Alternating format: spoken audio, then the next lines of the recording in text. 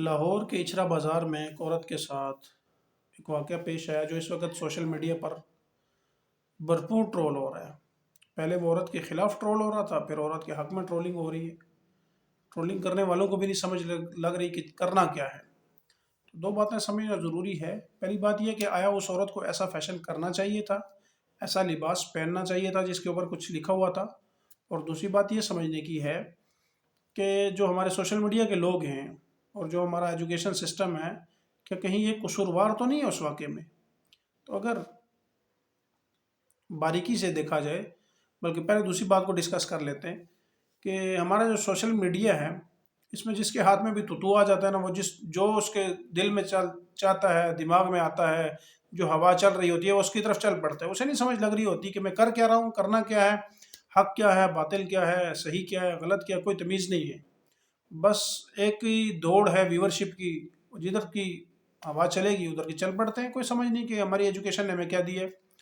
دوسرا، جو ہمارا ایجوکیشن سسٹم ہے انتہائی تھرڈ کلاس اور انتہائی آؤٹ ڈیٹڈ سسٹم ہے۔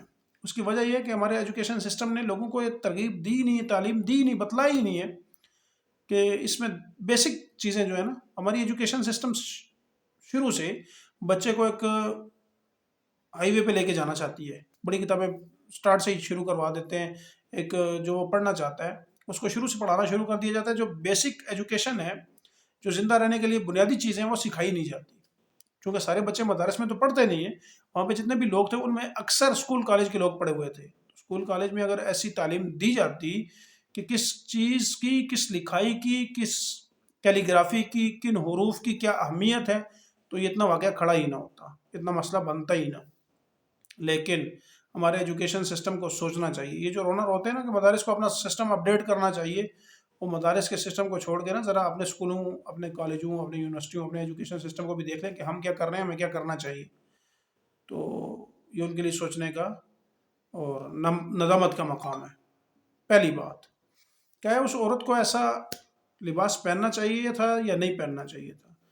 تو دیکھیں، اس میں کوئی بھی زبان ہو، وہ عربی ہو، وہ اردو ہو، وہ پشتو ہو، وہ پنجابی ہو، وہ انگلش ہو، کوئی بھی زبان ہو دنیا کی، اس کا ادب لازمی ہے۔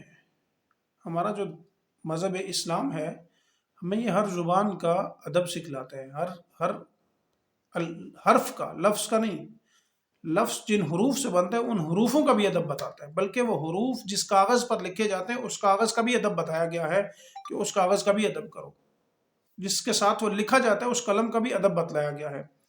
تو یہ انتہائی نامناسب ہے۔ اس کی کوئی تک نہیں بنتی کہ لکھائی کر کے لباس پہن لیا جائے، وہ چاہے پاکستان میں ہو یا دبئی کے اندر ہو، سعودی عربیہ کے اندر ہو، یا کسی انگلش کنٹری کے اندر ہو۔ تو یہ درست نہیں ہے۔ وہ کوئی بھی زبان ہو، ABCD بھی لکھنا بھی جائز نہیں، درست نہیں ہے، وہ بھی بے ادبی میں آتا ہے، درست نہیں ہے۔ تو لہٰذا یہ کوئی فیشن کی تک نہیں بنتی۔ حروف کا ادب ضروری ہے۔ یہ لازمی نہیں ہے کہ قرآن کے حروف لکھے ہوں گے تو ابھی ہم ادب کریں گے۔ قرآن کے علاوہ بھی کوئی زبان ہو تو اس کا ادب بھی ضروری ہے۔ اور اس عورت نے جو لباس پہن رکھا تھا یہ درست نہیں ہے، نامناسب ہے۔ اس عورت کو ایسا لباس، عورتوں کو ایسا لباس، ایسا فیشن نہیں کرنا چاہیے تھا۔ لیکن وہاں پر جو اس عورت کے ساتھ کیا گیا وہ بھی غلط ہے، اور اس کا قصوروار ہمارا ایجوکیشن سسٹم ہے کہ اس نے لوگوں کو بتایا نہیں ہے کہ اگر یہ کوئی ایسا کر لے تو اس کے ساتھ ہمیں کیا کرنا چاہیے۔ لوگ تو اس کی جان پہ آ گئے تھے، وہ بیچاری اللہ اللہ کر کے وہاں سے بچی ہے۔ تو یہ چیزیں سوچنے کی ہیں ایجوکیشن سسٹم کے لیے۔ تو بہرحال لوگوں کو ایسا رویہ نہیں اختیار کرنا چاہیے تھا، ایسی سرگرمی نہیں کرنی چاہیے تھی جو کہ ہوئی ہے۔ اور اس عورت کو بھی ایسا لباس، یا کسی بھی عورت کو ایسا لباس نہیں پہننا چاہیے جس کے اوپر کچھ لکھا ہوا ہو۔ ہاں، بعض ٹائم کچھ ٹیگ یا کچھ سلوگن لکھے ہوتے ہیں باڈی کے اوپر، وہ چیسٹ سے اوپر اوپر ہوں، بلکہ بیلی بٹن سے اوپر اوپر ہوں تو سمجھ آتی ہے، بٹ اگر وہ پورے لباس پر لکھے ہوں تو نامناسب ہے۔ وہ کسی کا نام ہی کیوں نہ ہو، وہ کوئی لفظ، کوئی حرف ہی کیوں نہ ہو، تو یہ درست نہیں ہے، اس سے بچنا چاہیے۔ ایسے فیشن کو بھی اختیار نہیں کرنا چاہیے۔